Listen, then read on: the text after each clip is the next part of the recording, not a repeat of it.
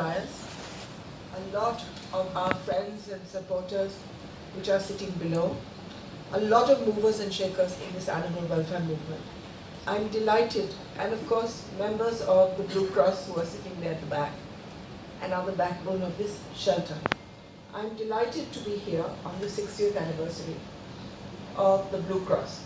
The Blue Cross, as far as I can remember, I'm not talking about 2,500 years ago, I'm talking about post-independent India. Blue Cross was the first shelter in India.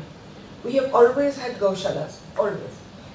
But Blue Cross was the first shelter to be set up for all animals. And so it became a benchmark, history for all. I set up the second one, but many, many years later. It took, 30 years? No, I set up mine in 80, when my husband died. After his name, Sanjay Gandhi Animal Care Center. But that was 20 years after the Blue Cross was set up by Chinese parents, and then ably carried on, expanded to become an integral part of Tamil Nadu and Tamil Nadu's history. When I had just got married, I remember I was fortunate enough to meet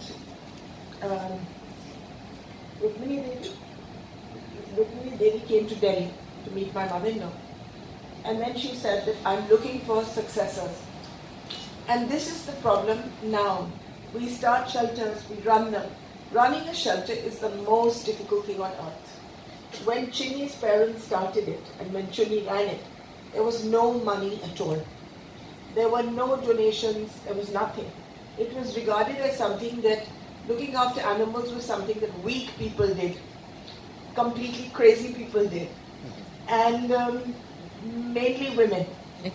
It was not regarded as important at all. Now when I look at all of you and I see that so many important people are sitting here of both sexes, I am truly glad that we've been able to change this landscape. Sitting here below, we have Somayaji, who has been our support for many years and has been a friend of Chinese. And he gave us our first shelter in Chennai after Chinese, in Red Hills, and now somewhere else. I don't know the name of the place, but it was in Red Hills for a very long time. And now it's an 18-acre shelter. Unfortunately, it needs to be reclaimed. But I remember that he was the first person in India to get a school to stop using leather. And last week,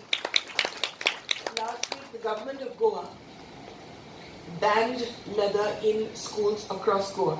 And I was thinking of you then for having started this exercise, I think 25 years ago. That's right. Chinny was responsible for many, many changes that we see today. We have together sort of just put droplet by droplet, droplet by droplet on this huge stone, so that finally the stone now is delivering results. I have the most exciting thing has happened to us in the last month, and that is the government has taken a decision that every single public transport, bus and everything, every public carrier will carry Be Kind to Animals on it. Now this has come because of the growing importance, the growing anger by animal welfare people. What people see as weakness,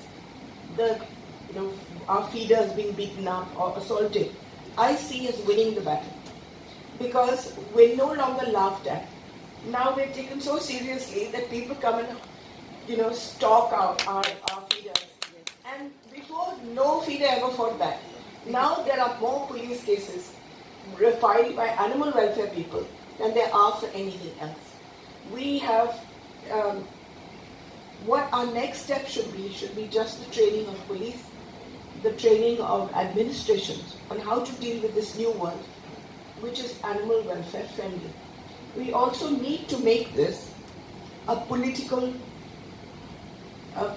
relevant. And I'm sure that Blue Cross will do it.